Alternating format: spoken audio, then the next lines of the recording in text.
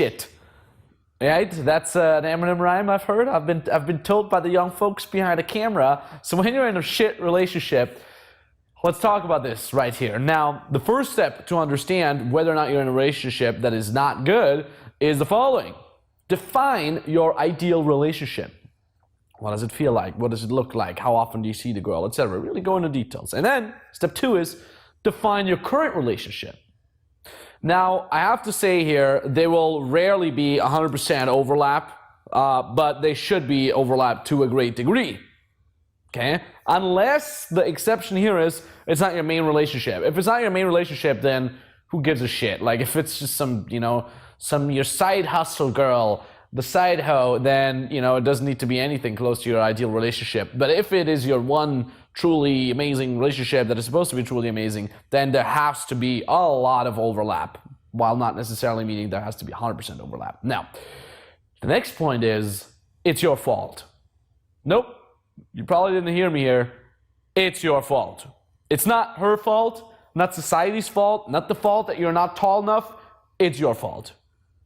Yes, it's your fault. But don't worry, this doesn't mean that you're dumb, doesn't mean that you're less of a man. This, in fact, means only that you're representing the average guy in a relationship. Okay? 99.9% of the guys in a relationship are in a shitty relationship, and it's their fault. And that's totally okay. There's nothing to be worried about. So first, let me point you out to the MVP section in Finding the Right Girl chapter. Okay? Because that's the first thing that you failed at. Okay?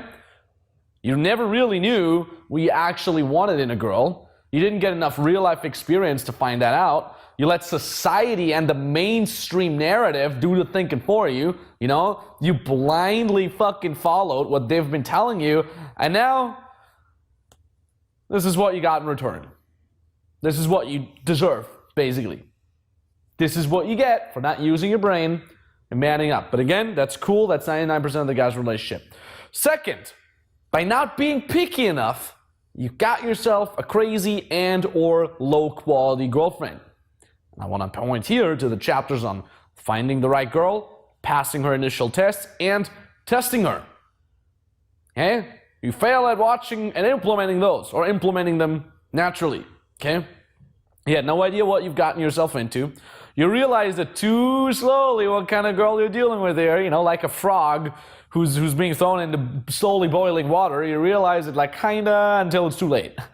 You never gave her any boundaries. She lost all respect, and then she lost all the attraction for you. You gave her free range to manipulate you. You ended up with the exact girl that you fucking deserve. Not better, but also not worse. And now, this is not unfair. It's just biology. Understand that it's not only the environment that influences you, but you're influencing your environment by you picking the people, quote unquote, the wrong people, the wrong girlfriend to hang out in your life. You are in this environment now because you chose to. You chose to maybe actively, but most of the time you chose to be in this environment inactively, passively, by not taking the proper action, by just letting it happen. So let me tell you the following. Here's what you can do now. Okay, really have to say, sorry for being a dick here. I was once there myself, and I could have saved myself a lot of pain, a lot of regret, a lot of time and energy wasted had someone been there to wake me up, had someone been real with me. So I'm trying to be real here with you by being a dick. So I apologize. Don't take it personally. See it as a little bit of a wake-up call when I say it's your fault and you failed here and you failed there and you failed there, okay? But yo, at least I got the lesson. For me personally, at least you're getting the lesson right now. And at the end, I guess it was necessary. So here's the solution for you. Man the fuck up. Man the fuck up. What does that mean? It means that manning the fuck up literally is 100% of the solution. And however that manifests, that man the fuck up is your choice. You can man the fuck up and break up with her. It's possible. It's potentially a very good choice if you're in a shit relationship. You can also man the fuck up and thus choose to re-attract her, shift the power into a more balanced position. Right now, it's very likely to be on her side, the power. And that's also a good choice to do. I don't know your relationship. I don't know what's going on. And remotely just giving you this one-fits-it-all kind of advice to, yeah, you should break up, that's the best idea, is a little difficult. And I wouldn't be able to justify that, honestly.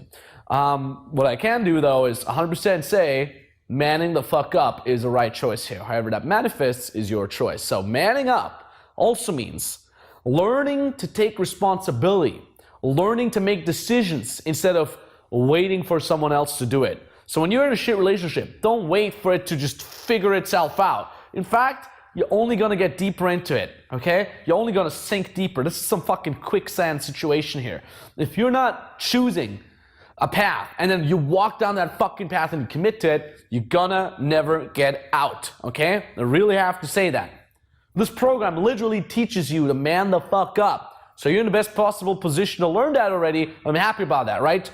Chapters like the 4 becomings, for a millionth time, finding the right girl, attracting the girl, passing her initial shit test, testing her. They're all powerful allies in your journey to manning the fuck up, okay?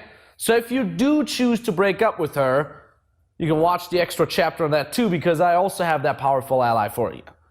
But either way, manning up, understanding the dynamics, understanding where you want to get in life and how you're going to get there is crucial, is essential. Waiting time is over. You've clicked on this video either because you're just, curious, or you're actually in a shit relationship. If you're actually in a shit relationship, it's time to fucking act on that, okay? It's time to fucking act. And I understand you're feeling resistance, right? You want things to stay the way they are. I understand. You don't want to man up. You don't want to redefine your manliness. I know, dude, you're holding on to a shitty relationship, a shitty identity, because your whole sense of self is connected to it. I understand. You might be sharing an apartment with a girl, you share friends with her, who are you going to be when all this is over? What are the friends going to say? What am I going to say, mom and dad? What am I going to say to my family? What am I going to say to her family? All that is fucking scary, I know.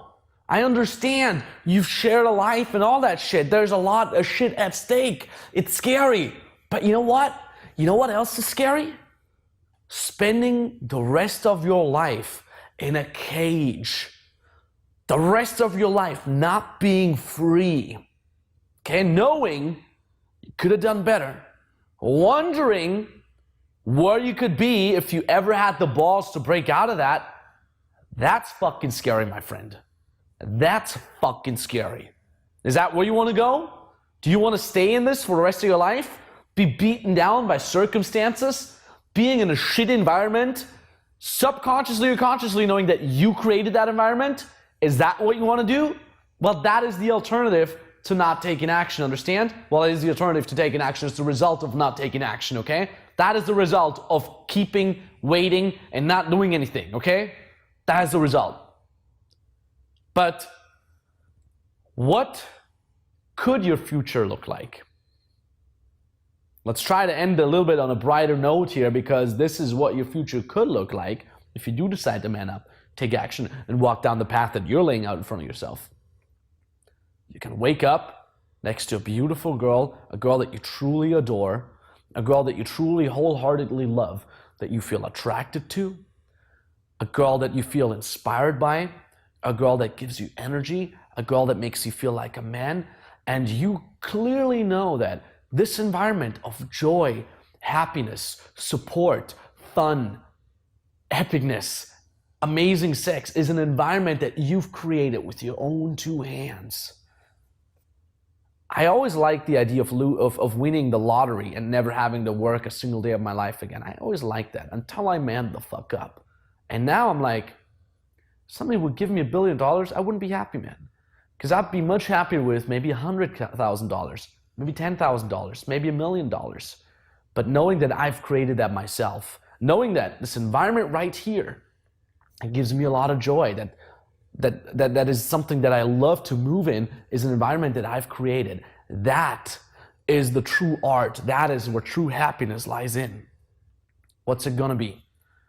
A life of imprisonment, not being free, knowing that the environment that is shit that you're in is something that you've created, or being an environment of happiness, being inspired of a truly hot and amazing girlfriend that is lying next to you. Which one sounds better?